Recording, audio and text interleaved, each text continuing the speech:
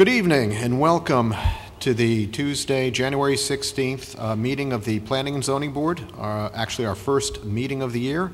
If you can please rise and join us for the Pledge of Allegiance and moment of silence.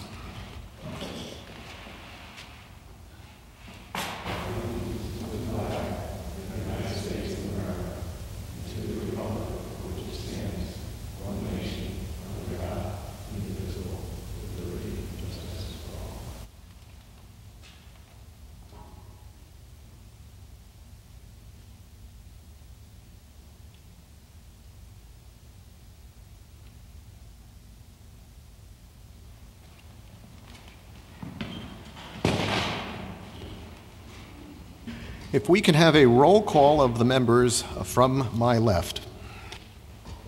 Carl S. Moore. I'm Brian Collegian. Nancy Austin. John Grant. Jim Quish. Scott Marlowe. Tom Panzella. Denise Doucette-Janice. Bob Sadie. Peggy Kearney.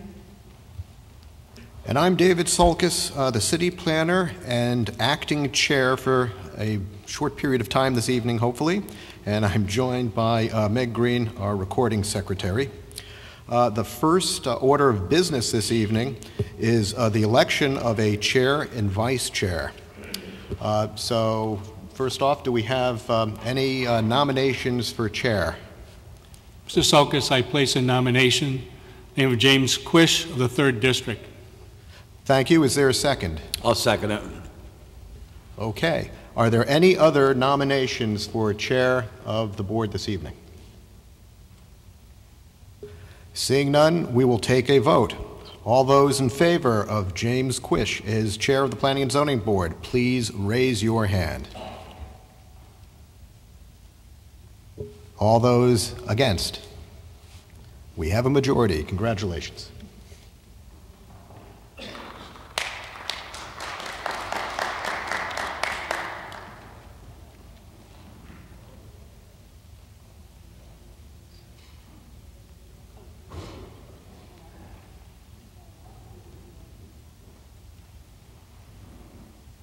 First, I'd like to thank Scott Marlowe for his good work as chair for the last couple of years, and I would like to ask for a nomination for vice chair. I'll nominate Carl Moore. We have a second. We have a nomination and a second. All those in favor, raise your hand. Opposed? Unanimous decision. Carl?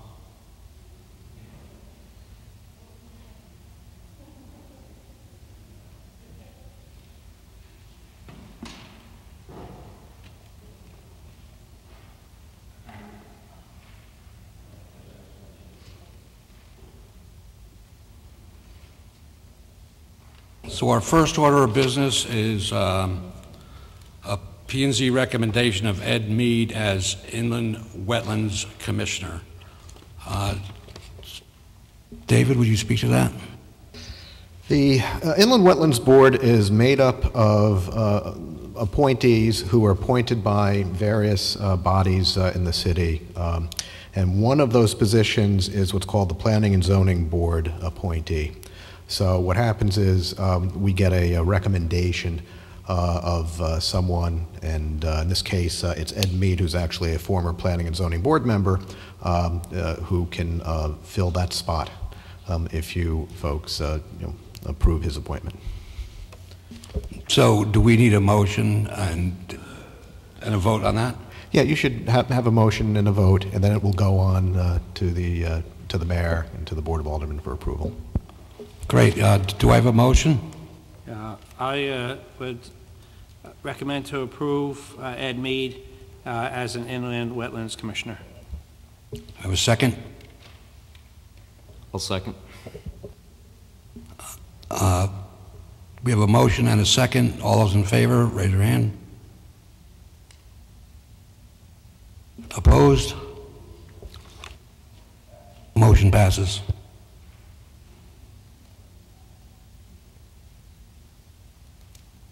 Next order of business is Pete Smith, Chairman of the Downtown River High Street Development Committee, is going to give us a presentation. Hello, Peter. Mr. Chairman, members of the committee, thank you for making time on your agenda today, and I won't take much of your time. I think everyone was handed out this one-page document. Really what I'm here tonight is to invite all of you to come back for a final presentation of our transit-oriented development plan that is going to be submitted by B&L on Thursday the 18th at 6:30 here. Just to give you a quick snapshot in terms of this commission, as most of you know, the city took possession of what I like to refer to as the old A&P building, which is right over there, a number of years ago, and subsequent to that, we were able to get a state grant that allowed us to create a transit-oriented development plan. The plan is more than just what's going to happen with the building. It was really a snapshot and a look at all of downtown. The final, what the consultant will be providing us is a document that's about 124 pages. It's 9 chapters. It covers really soup to nuts in terms of our downtown community and things like traffic, placemaking. It also talks about some zoning regulations in terms of different zoning regulation ideas for downtown. But all of this is really reflective of what to do with that parcel of land. The committee has spent a fair amount of time and went through 2 public workshops where the consultant came in and there were about 60 or so people here, and we went through various different scenarios. We also did a walking tour of downtown.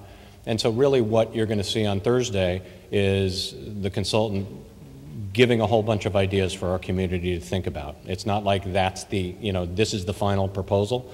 What this is a TOD plan that we are going to then use and put out an RFQ to get interest from developers on that particular parcel. And we'll do a lot of more public outreach and public hearing, but this is from my perspective, and I think the committee's perspective, it's really a community event, and we want to make sure we get community input. That's why I'm here today, to make sure that you folks, as members of the Planning and Zoning Board of our community, are aware of what's taking place and make sure that we get feedback from you and different ideas and things like that. So it's the 18th.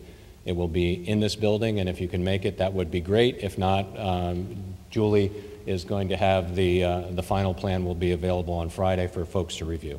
So if there are any questions, happy to answer them. But again, this is really just here so you folks are aware and know that you're invited to the meeting on the 18th. Thank you. Yep. Does anyone have any questions for Mr. Smith? All set.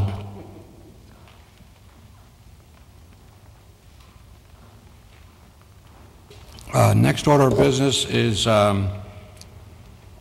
Temporary Healthcare Structures Public Act number 17-155, and for the City of Milford opting out of temporary healthcare structures pursuant to Public Act 17-155, Section 1.3. David, would you speak to this? Okay, so the legislature during their last session passed this law that would allow the installation of temporary healthcare structures as long as they meet the setback requirements for accessory structures. The use is very limited. It's for the healthcare use for someone who's not well, disabled, elderly, but would basically create an independent living unit outside of the main structure of the house.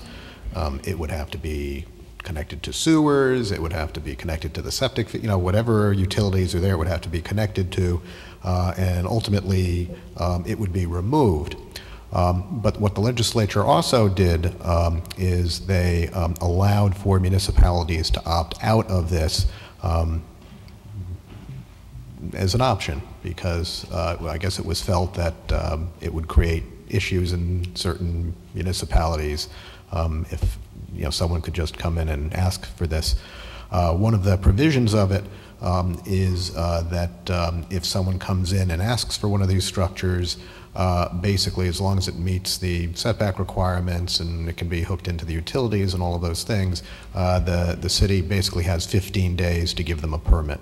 So from the time they come in, get their zoning permit, and go to the building department would have 15 days to issue the permit. So we have three options, which are spelled out in the memo to you.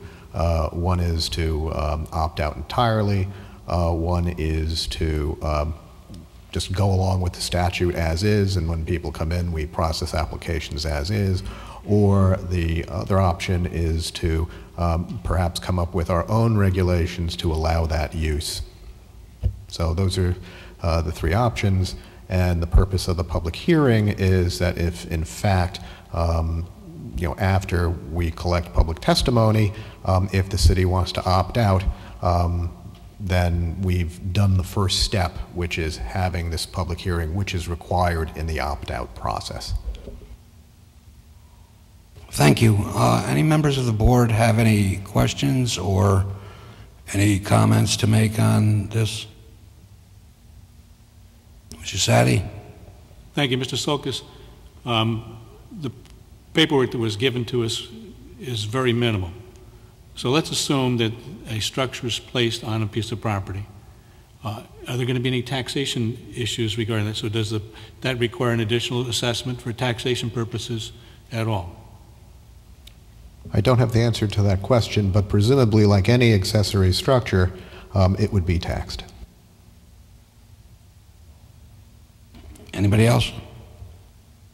Okay, this is a public hearing. Actually, I do. Just for the record, as I understand, I was reading the information. There is a physician's certification that's required, though, for this structure to even be proposed, correct? Well, someone has to have an ailment that meets the definition in the statute that would then qualify them to ask for one of the structures. Right, and it has to be a physician that makes that decision. Okay, thank you.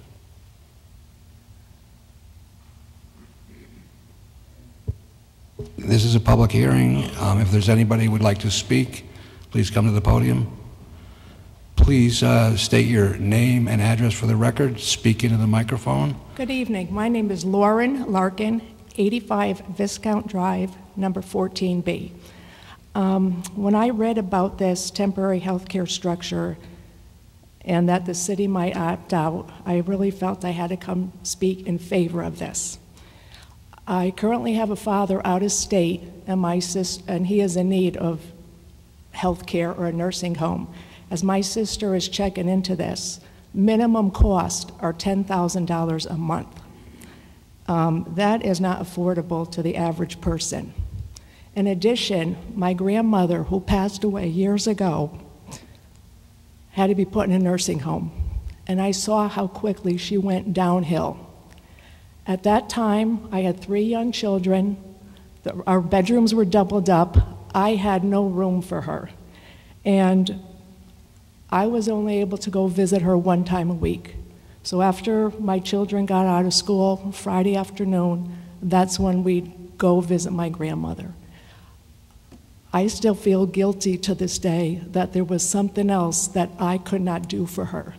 I saw her quality of life go downhill.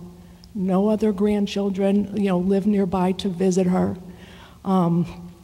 So I don't know the expense and the logistics of having this temporary health care. I know there's electric, water, sewer, whatever permits, but I think this would be a great option. I know some people might not have the setbacks to do it, but for those that do, I see where it could be a benefit financially and a benefit to the quality of life. So when I was thinking of my dad or my grandmother, I saw the benefit. Then I sat down this week and said, well, what if it was me? When I, get a little bit older, where would I want to be? Would I want my children not to have a choice and to put me in a nursing home? What if they don't have room for me like I didn't have room for my grandmother, where would I go then? And I started thinking how great it would be to have as long as they want me, how great it would be to have like a little structure in my kid's yard so I could see my children, my grandchildren, not just once a week waiting for that visitor. So I think it's a win-win for the children, the grandchildren, the family unit. How much easier it would have been for me to have my grandmother there, to take care of her and watch out. So that was what I asked myself. What if it was me? Where would I want to be? In a nursing home or with my family? So I'm asking you to vote yes. And before you vote, I'm also asking each of you to think, what if this was you? And you couldn't make these decisions for yourself, and you had a child or a grandchild making these decisions. Where would you want to live? Thank you. Thank you. Would anyone else like to speak? Mr. Sulkus, is there any reason we have to close this tonight? Can we leave this open and see if we keep it on the agenda for the next couple of meetings and see if anybody else has some opinions, or didn't give the board a little bit of time to think about it? Yeah, you don't have to close this according to the schedule here till March 8th. So you have February. Okay, I'd like to keep it open, keep it on the agenda for 2 meetings, and give us a chance to think about it and see if when it's advertised we get some more input from the public. Okay. Thank you. Next on the agenda is 265 Bridgeport Avenue, petition of Thomas Lynch Esquire for special exception and site plan review to convert a 2-family to a 3-family dwelling on map 19, block 200, parcel 9, of which Devon Properties 265 LLC is the owner.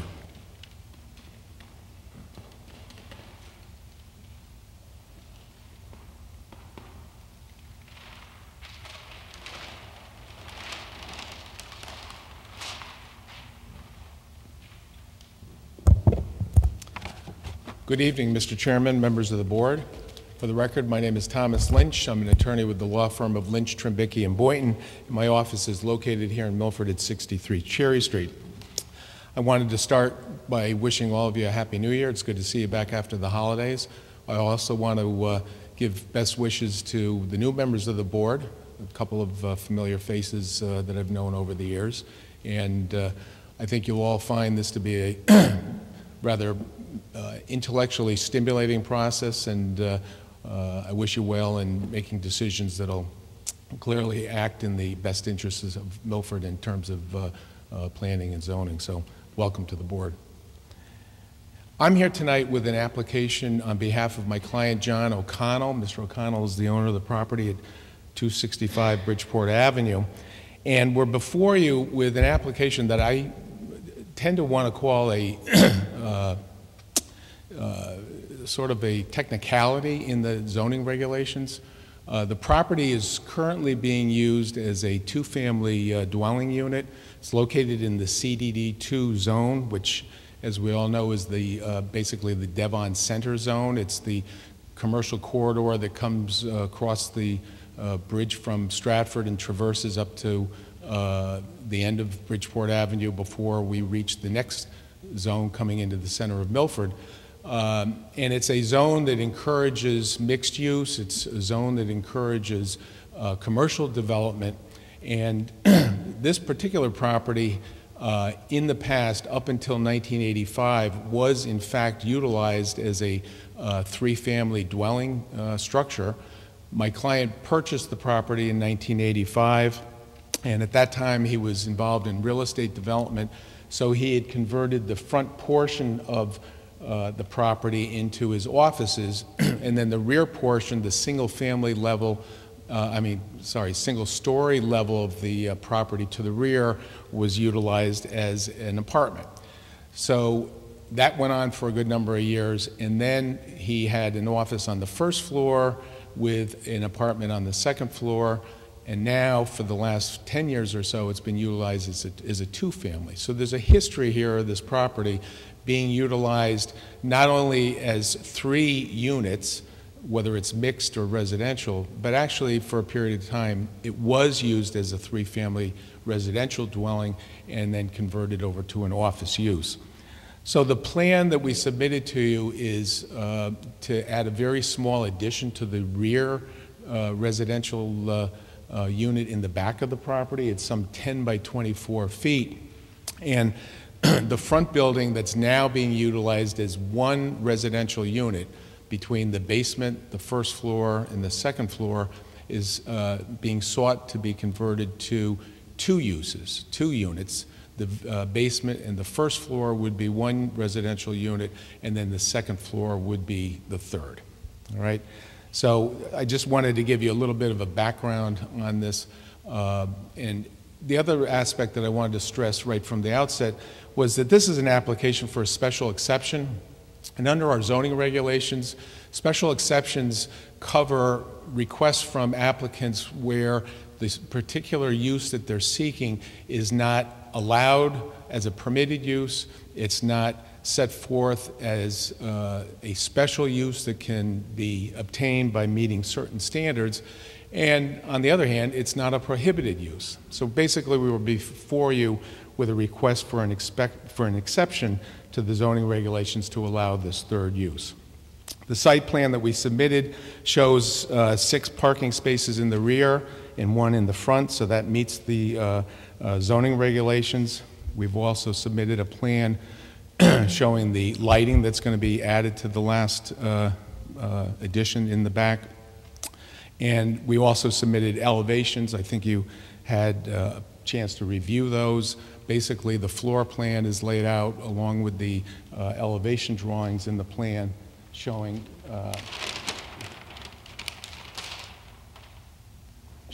to the rear of the property the 10 by 24 addition. There's 1 additional parking space that's not really zoning required, but we showed it on our site plan on the front portion of the building. David had put together a memo, which I'm sure you've all received, and that parking space is not required. David is recommending that that be removed. My client has no problem with that because the other 6 spaces in the rear of the property meet the 1.4 parking space per bedroom count. So with 4 bedrooms on site, 1.5 parking spaces per bedroom would come to 6 spaces, and they are provided on this site plan. There's a shed that's to the rear of the existing structure that's going to be removed, and that would create the space for the additional 6 parking space. And as I said, the floor plans were prepared by Jim McElroy here in Milford. They're set forth after the utility and the lighting plan. And basically, there's not going to be any change to the existing structure, either in the basement and the first and second floor of the front building. The only change in the floor plan would be to expand the dwelling unit to the rear and add an additional bedroom there. So, again, just to summarize things, the property, again, it's located in this CDD2 zone, which allows for multifamily use. As David had set forth in his memo, there's ways of circumventing the zoning regulations to add additional units or to avoid the parking requirements or the setback requirements. There could be a request for variances. There could be an application submitted under the Affordable Housing Statute, but my client did not want to do that. He wanted to come in with a small addition to the building, convert the building back to 3 uses and have those uses all as residential units. So I think that this is in conformity with the area. There are other multifamily properties in close proximity and on the side streets off of Bridgeport Avenue in the center of Devon. There are numerous 2- and 3-family buildings on single-family, on zoned lots, conforming zoned lots. This actually conforms with the requirement of having a minimum 2,000 square feet in the zone. There's some 6,000 square feet with the two-family requirement. This meets the zoning regulations in terms of size as well. So with all of that, we're happy to answer any questions you may have. As I said at the outset, it's a rather straightforward application that I think is a technicality under the strict reading of the zoning regulations, but with approval from the fire department and the sewer commission, we appeared before them and it received an administrative approval. All city departments are or have given approval to this application. Thank you. Are there any questions of the applicant? Mr. Sadi? Good evening, Mr. Lynch. Hello, I have Mr. two Sadi. questions, two areas of the building. The basement, as it exists now, is the basement being used for living space? Yes, it is. And it's been permitted. It was permitted back in the 80s. And this is the front portion of it? Yes.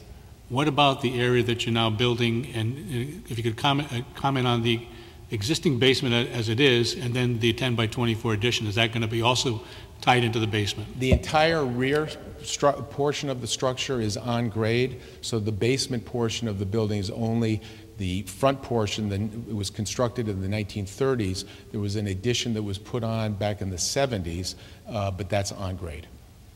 And my second question is egress and exit from the building. Let's talk about the first floor. If you're coming from Bridgeport Avenue, yes, you have a front door. Does that go only to the front apartment that's going to be proposed by your client? Yes. Actually, the door is going to be moved, Bob. And yes. The access to the upstairs is the existing, and I apologize because these were printed on plastic, so they don't turn very well, but if you look at A5 of the plans that were submitted, it shows the exterior stairway, the covered stairs going to the second floor, and that's the access way for the second floor. I was more concerned about the first floor for a moment. The front, the only way in and out is going to be the front door? Yes. And on the back, the new portion of the structure, there's going to be an additional door that's there. Is that going to be the only access and then exit from there? Yes. And then the one you just showed us, the stairway is the only entrance and exit from that second floor area? On the side that's closest? Right, but is there going to be access to the upstairs? Okay. The entry from the Bridgeport Avenue side will have access stairs going to the front as well, so there'll be two means of accessing the upstairs. Thank you very much. Okay. Sorry for the confusion. I saw the change in the door, and I thought it was just shifting it from one side of the front over to the other, but that's actually going to provide for a second stairway.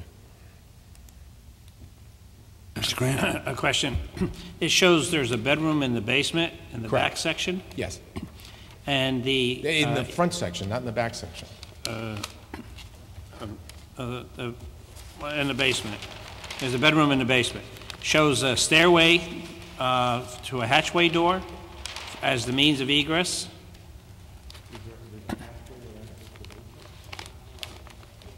Yes.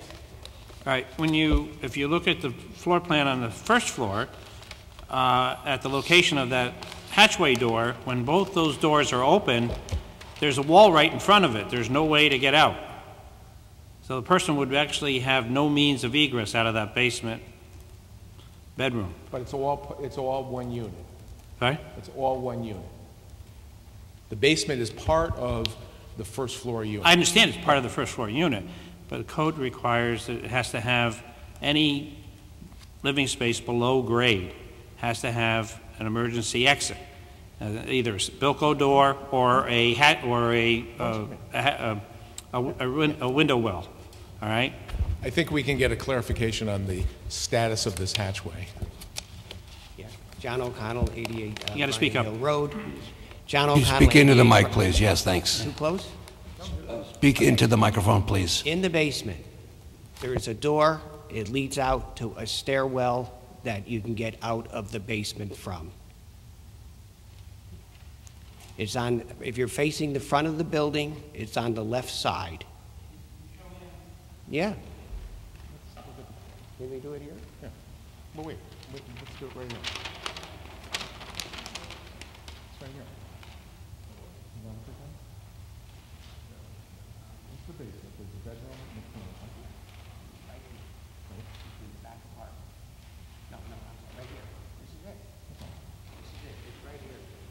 John, it's on sheet A1. It's right over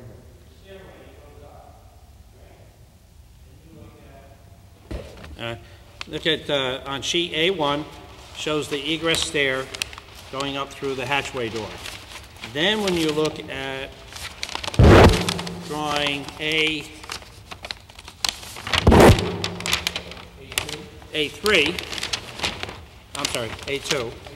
sorry. At A2, that hatchway door takes up that entire space, and there's a wall right in front of it, and a stairway off on the side. So there, if you go up that stairway, there's no way to get out.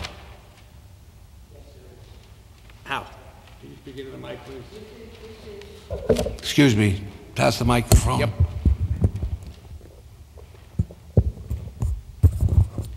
This here is the addition that was added to the building. The stairs, I think, have been there since the building was built. On the back of this unit, there's a door, and then, required by the city, I put like almost like a mini deck out there, so somebody would have to get out. It doesn't have easy stairs to walk out of, but it's a method of egress that was there from day one. Yeah.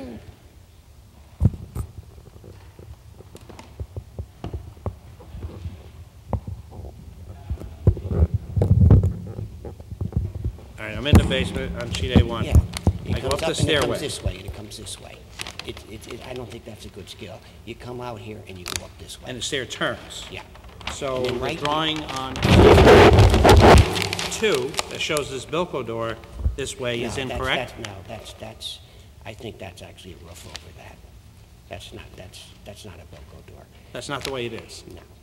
It actually comes up and turns? Yes, and then this here is a little porch, which you get in and out of this building here, and there's a second exit right there in the kitchen area. Okay. So this is incorrect? I would say that's not a good. Well, you say it's incorrect. Do you know it's incorrect? Okay, yeah. Okay.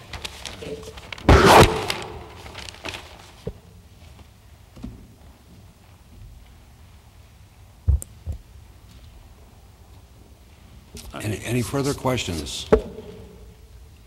I just had a comment also on this project. In our regulations, 3.17.24, as pointed out, does allow for mixed-use buildings with affordable units and certain requirements. So that is actually in our section to allow this to be done, but to different requirements. The option, I feel the option of not doing this and going for a special exception basically is kind of skirting around our regulations, and I really don't, to do it as a special exception, I'm really not in favor of it. I'd much rather keep it as per our regulations and not try to skirt around them. Can I comment to that? My client wants to keep the density low. He doesn't want to skirt the regulations, and I made that clear in my presentation to you, and I think we all know ways of skirting the regulations and filing applications under the Affordable Housing Act, and he doesn't want to do that. He wants to be compliant. This plan is compliant with zoning, but for the fact that permitted uses in this zone are 1- and 2-family uses, and this was set up basically as a non-conforming structure prior to those regulations going in, because those amended regulations didn't go in until, I think, the 1980s, and this was built with additions at least in the 70s or sooner. So my only comment to you, John, is that we're actually coming before you with an application that minimizes the density, and I know there was discussions, and this board entertained the application from MetroStar and the other CDD zone and eliminated the requirement through a regulation change of having the affordable units. And that's, you know, that application speaks for itself. This application addresses a density question, and that's the way that's being presented to you. So, Well, my comment to that is, if the board entertains to approve this, I would actually like to see it approved with affordable, with one of the units being affordable. that's not permitted under the statute, but that's my only response to that. Any other questions or comments from the board? Mr. Sulkus? You have my report. If you have any questions about it, I'd be glad to answer them. Clearly, based on the discussion that just previously occurred, the applicant should at the very least be submitting some drawings that accurately reflect the issue regarding the staircase, because it's obviously not being portrayed correctly in the plans. Do you recommend we get corrected drawings before we open to the public hearing? I don't know that that would change how the public or the board would view this in terms of its outcome. It could be, if the board were approving this, it could be made a condition of approval. The fact that the stairs are not being shown quite as they should be, I don't know if that is a big enough impact to change the facts of what we would find out in the public hearing. Okay, at this point, I'd like to open up the public hearing. If anyone would like to speak, please come to the podium.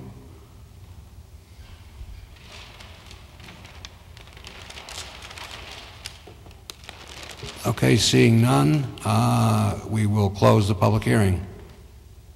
I would entertain a motion.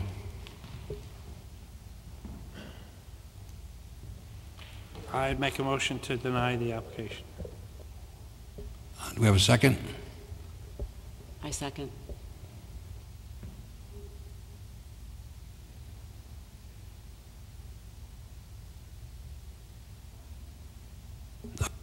We have a motion and a second. Is there any discussion?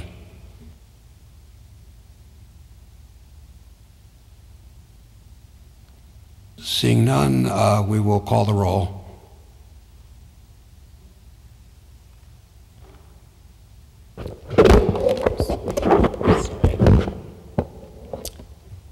Ms. Austin.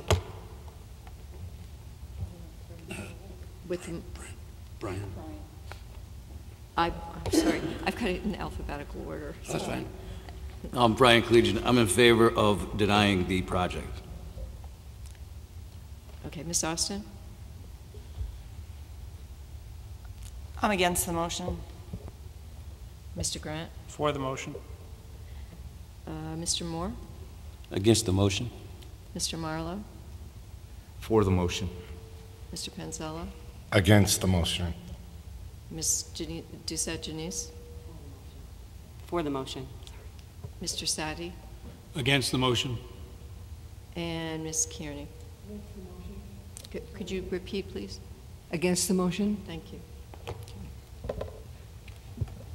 I am against the motion.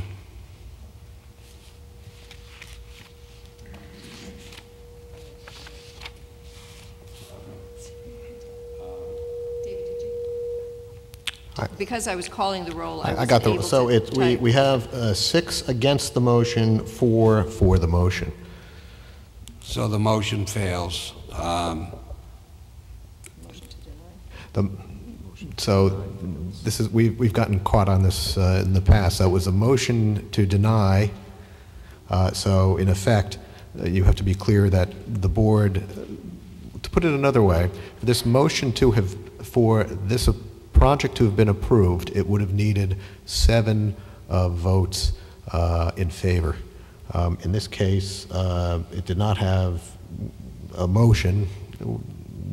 We need another motion. Let's do another motion and do it in the affirmative. We need another motion. Yeah, let's do it in the affirmative to approve this, and that way we're not dealing with two double negatives. Are you saying we need a supermajority for this? You do, because Okay. it's a special exception. I make a motion to approve this plans with the condition that the plans be revised. I'd like to add to that motion, if possible, to ask one of the units to be affordable. Mr. Moore, would you amend your motion to include that language? No. Okay, so we're still looking for a second. Second, Mr. Quash. We have a second. Any discussion? Seeing none, let's proceed with the vote. Okay. Can you just repeat what the motion is? The motion is just to approve the plans as is, with the exception of updating the sites for the floor plan, I believe the basement level entryway. Yeah, just showing the corrected placement of the existing conditions of the stairs. Do you want to speak? It's closed. It's more of a technical point.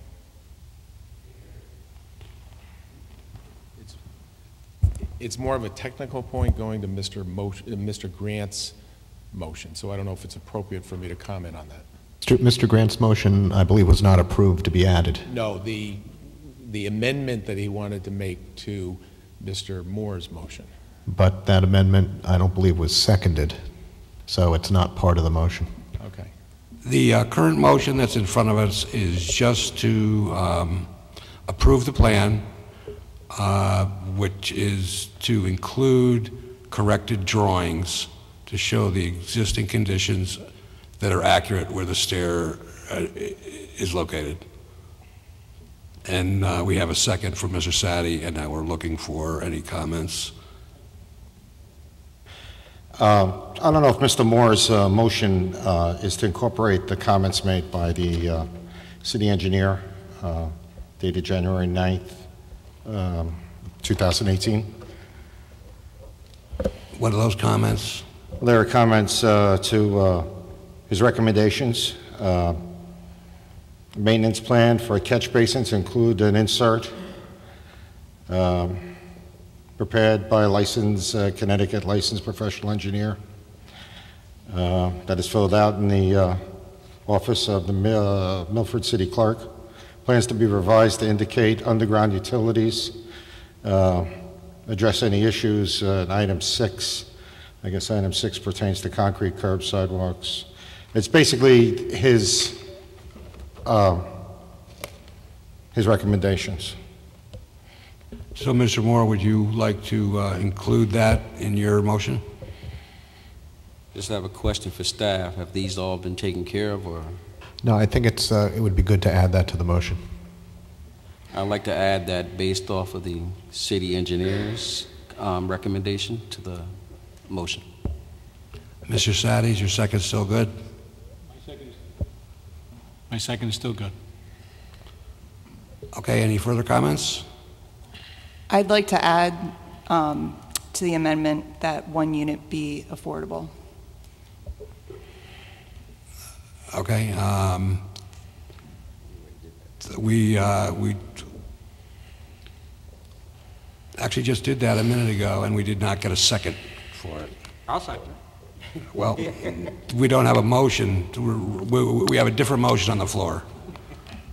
If you had seconded that motion before, we might have gone further down that road. But anyway, we have a motion, we have a second, and we're going to have to vote on that. If it fails, then you could make another motion. So let's, if there's no more comments, let's go to vote. I'm with the motion. Mr. Collegian, I just need your name so I can get the record. I'm Brian Collegian, and I'm with the motion. Ms. Austin? With the motion. Mr. Grant? Against the motion.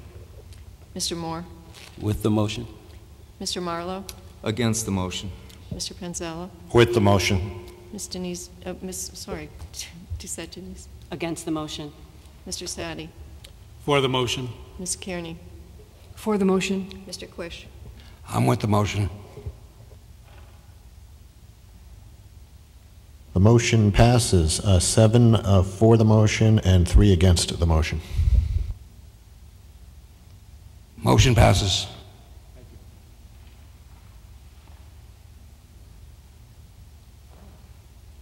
Okay, so that concludes the public hearings. We have the chair report. I'd just like to welcome back members that have been on the board, and I would like to welcome the new members. David, do we have updated books for everybody? Yes, we had books that were made for the new members, and we're in the process of putting the final touches on the latest updates, not being inserts into the book, but being incorporated into the book. So new members do have the books? They should. They were made for them, and Meg, did they pick them up? Yeah. Sent delivery? I asked because of how heavy they are. The new members, all 3 collected the complete revised regulations that are in the process of being published, as David noted, and also the green member handbook for Planning and Zoning Board. So all 3 have them. They were not mailed because they're very heavy, but they did pick them up. Okay. And thank you for that. So we do have, will we have those prior to the next meeting? For the returning members, the updated books? We're going to try our best. The update today is that we're having trouble with formatting. The master that was used was formatted in a way using an older copy of Word, and we're trying to figure out how to get that fixed. It's just a slight glitch that has to do with the pagination. 1 chapter. So we're hoping to get that resolved so we can, get copies printed. And so, is your guess is that it will be or not? We're gonna sure try. We're gonna. I mean, the goal. Let me put it this way: the goal is to do it, and assuming that we don't, and once we fix this problem, we don't have some other problem. We're gonna check with. Our MIS department, because they're supposed to be the experts on the software, but one of our staff members, Taft, has been diligently working on this and trying to figure out how to crack the formatting and pagination, mystery that has come up. And so my understanding is that there's going to be there'll be books for sale for the general public. That will not be done by the next meeting, because we have to go out and get those actually printed by a printer. So we need to get the master, a good master copy that's properly paginated, and then we have to go out and get those printed. Okay. It will be once the pagination is fixed, available online as it is now.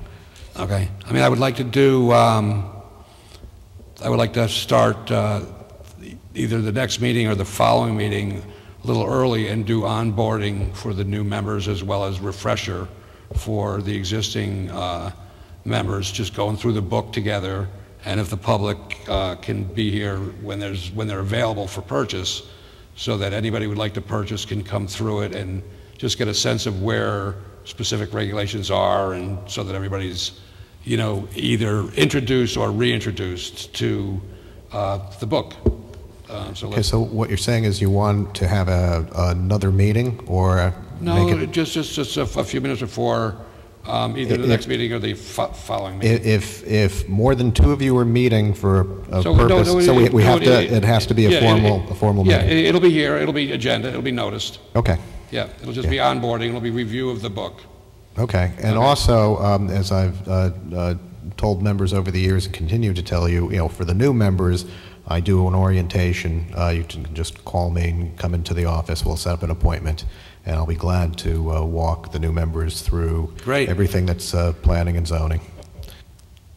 And if for the next meeting, if we can get a list of potential liaison positions so that we can distribute that to the board to see if anybody would like to be on, to be a liaison or to join the regulations subcommittee, or if we have any other subcommittees that that are in place so that the new members and the existing members can think about how they would like to further participate.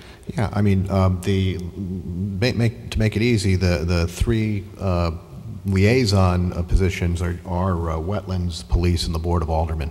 So members can think about if they want to be a liaison to those. Yeah, I'd just like to get it in writing for everybody so that they can have it and think about it in their package. Okay. All right, thank you. Mr. Grant, do you have anything for the Regulations Subcommittee?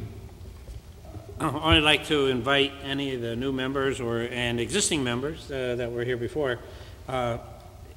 Next month, just before the first meeting, we have a subcommittee that goes through the regulations that are in the book to make any suggestions, to look at suggestions, any changes, anything that needs to be updated.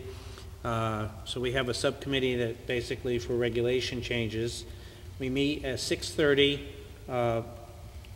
just before the first meeting, so it'll be the next month will be the first meeting.